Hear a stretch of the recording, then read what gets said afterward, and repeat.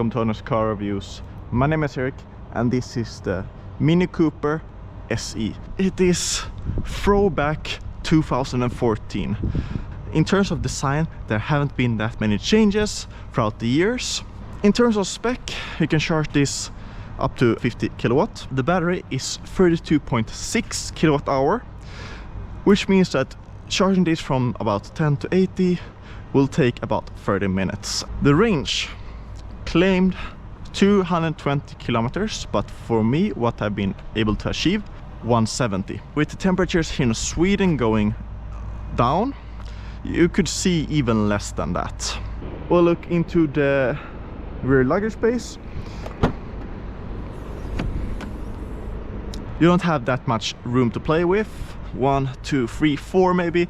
4 big grocery bags, but you can fold down the rear seats. 184 horsepower in the front wheels and 270 Newton meters. It does 0 to 100 kilometers an hour in 7.3 seconds, which is a bit slower than the petrol one, but because you have so much torque, I have a feeling that this will be pretty fun once you take this on some twisty roads.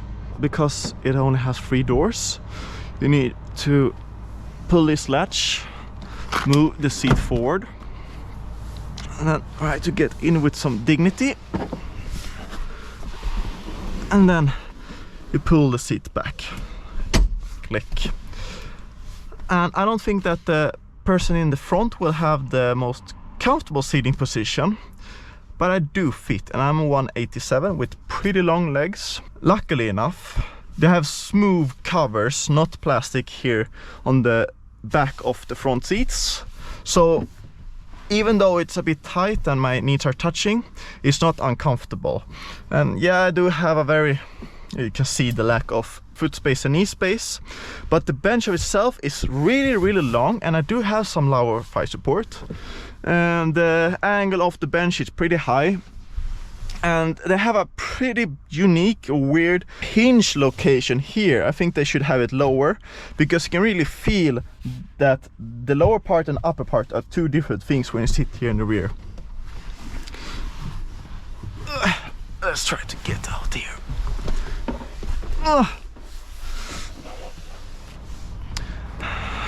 I'm pretty surprised that there was enough of headspace as well. You can see the Mini Cooper S logo. But let's go into the driver's seat.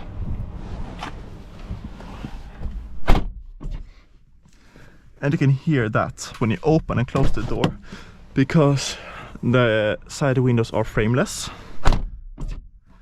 That is the window going up into the seals here. The thing that hit me the first time I sat in the car was how not even round everything is, circular.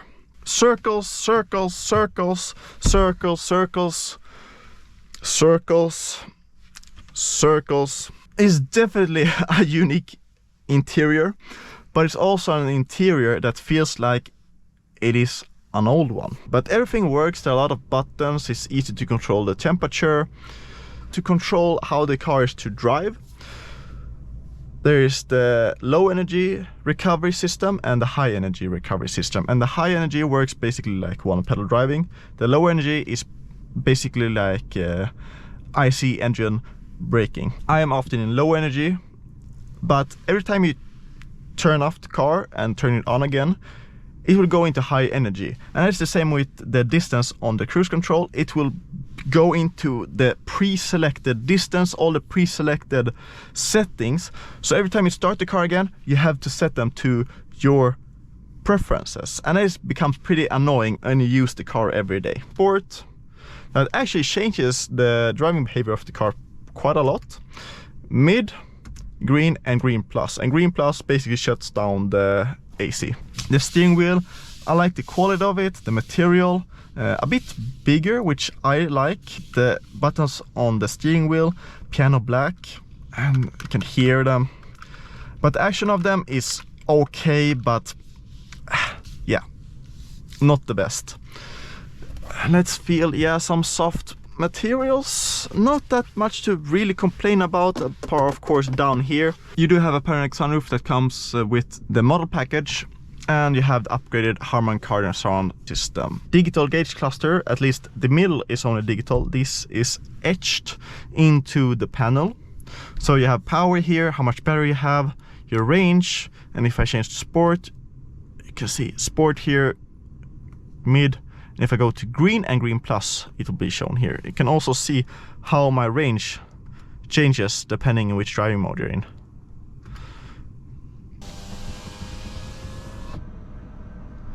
You can hear a fan, and you can even hear some fluid getting circulated.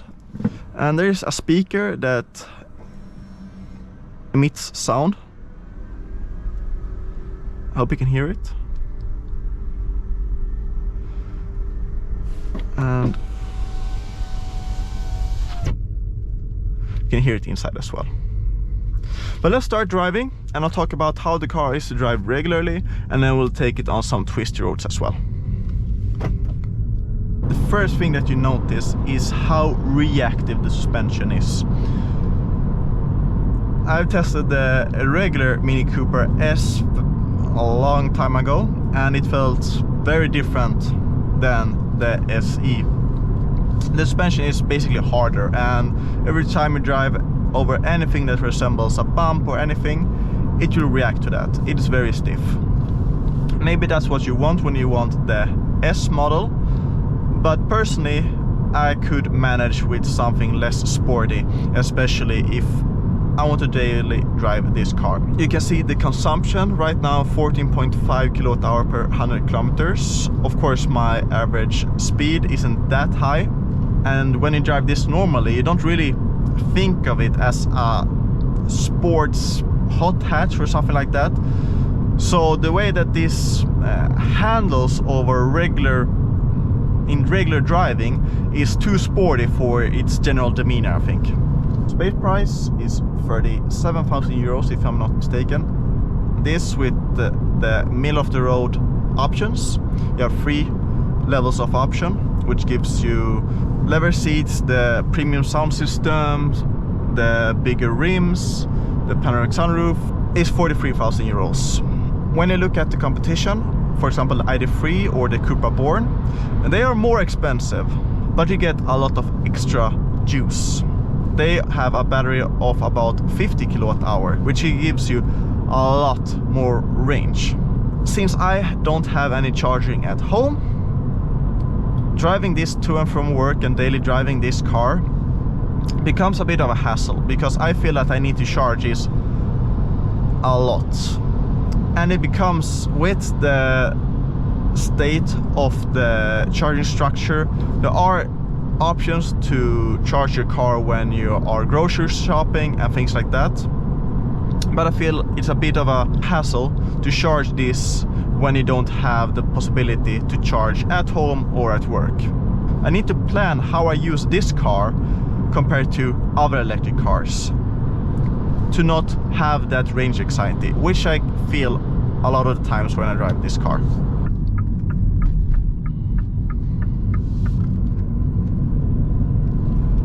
A lot of torque, very punchy, and you can feel the front pulling and darting a bit.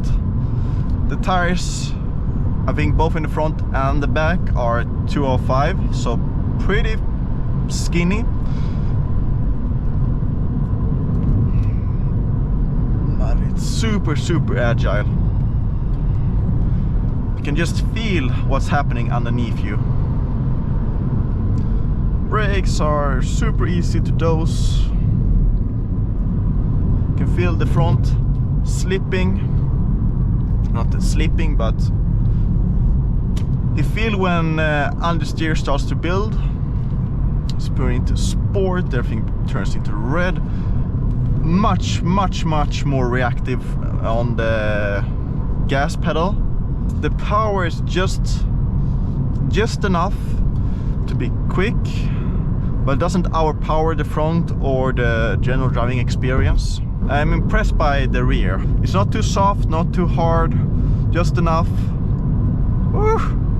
When you consider a regular internal combustion Mini Cooper, and then you consider this, you realize that it is a regular Mini Cooper with the electric power plant just put into it, and with a very big price increase. If you have charger at home and you can make that justification of that huge price increase, and in the amount of years that you will own the car be able to offset that price through cheap charging, then it might be an option to buy this car.